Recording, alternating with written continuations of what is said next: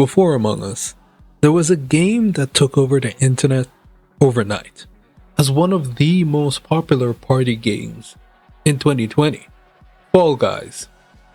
And then, like most things that get a sudden burst of popularity, it just disappeared.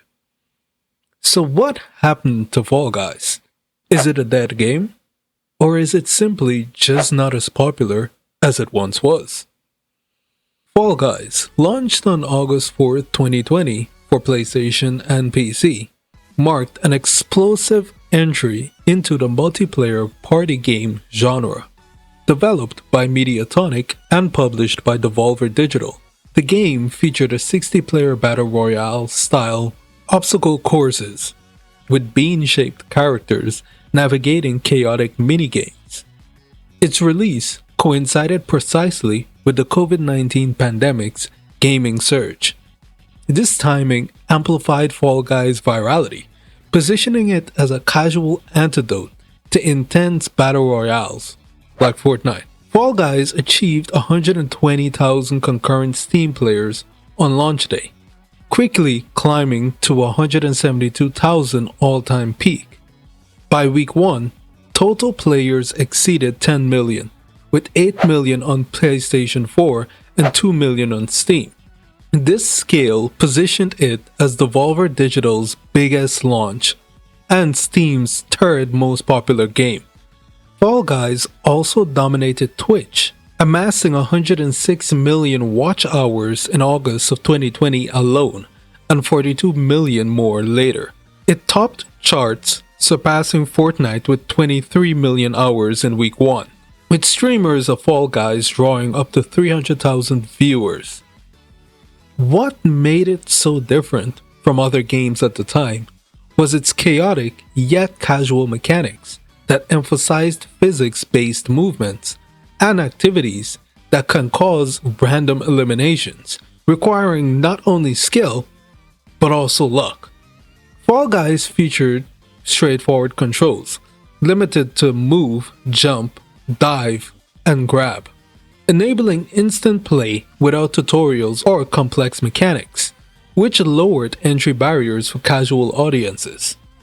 Matches consisted of 60 players competing in randomized obstacle courses and minigames, where physics-based chaos often triumphed skill, allowing underdogs to win. This design philosophy emphasized short, replayable rounds lasting 15 to 20 minutes, perfect for quick sessions. Unlike Fortnite's steep learning curve with building and aiming, Fall Guys' randomness ensured every match felt fresh, with levels like Hexagon or Slime Climb. Developers intentionally balanced skill and luck, making victories accessible to novices while rewarding veterans subtly. Cross-platform play and quick matchmaking further bolstered retention, contributing to the sustained peak of 120,000 concurrent players at launch. This accessibility extended to diverse audiences, including children and non-gamers. The success of Fall Guys was an explosive, organic growth, with Steam sales hitting 7 million by late August 2020. The game's candy-colored beans and whimsical obstacles evoked playground nostalgia, with exaggerated physics and vibrant palettes, making every failure visually hilarious. Emotes like Neener and customizable skins fueled its popularity, spawning endless gifs and clips of beans tumbling. The shareability of Fall Guys turned players into content creators, amplifying reach via social media. Fall Guys thrived on party game energy, supporting up to 4-player parties in a 60-player lobbies, fostering competitiveness with players in parties and in lobbies. Fall Guys exemplified 2020's gaming boom, blending casual chaos with viral streaming to achieve 10 million players. Its PS Plus launch and pandemic timing created cultural phenomenon. The meteoric rise reshaped how people saw the possible success an indie game can have.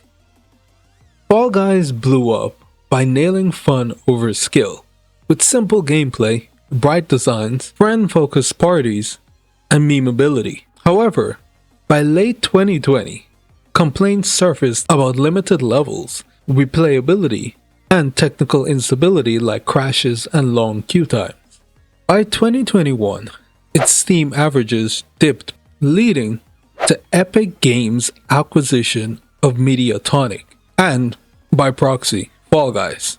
This acquisition paved the way for a major pivot to a free-to-play model, launched on June 21, 2022, which included cross-platform availability on Xbox, Nintendo Switch, PlayStation, and Epic Games Store, removing it from Steam, alongside the introduction of battle passes and microtransactions. The transition aimed to revitalize the game after the declining player numbers, but it elicited mixed reactions from the community, with praises for influx of new players contrasted by criticisms of increased grind and monetization pressures. The free-to-play shift marked a strategic alignment with Epic Games' Fortnite-inspired model, replacing the original paid structure with currencies like kudos, fame points, and showbucks for Battle Pass progression. But even with all the criticism and changes, the free-to-play launch yielded 20 million players in 48 hours and 50 million players in 2 weeks, surpassing early Warzone and Apex benchmarks. It became PlayStation's top free-to-play title and Xbox's number 2 behind Fortnite.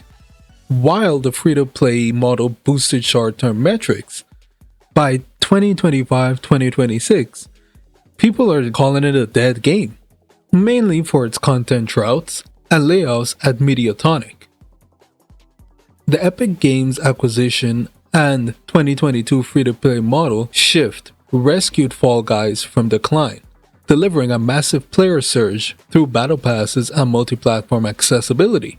However, monetization grind and perceived loss of its original fun fueled backlash, giving off the feeling of it returned, but it wasn't the same.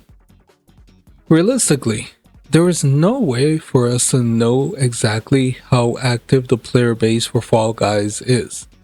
It could be on live support, or it could be thriving. I don't know, but I just wanted to take a look back on a game that dominated mainstream at a time when the world didn't know what would happen next, but we all could enjoy some escapism through gaming. But let me know what you think. Is Fall Guys a dead game? Did Epic Games buy Fall Guys so Fortnite wouldn't have any competition? Let me know down in the comments, and please be sure to like and subscribe. See you in the next one.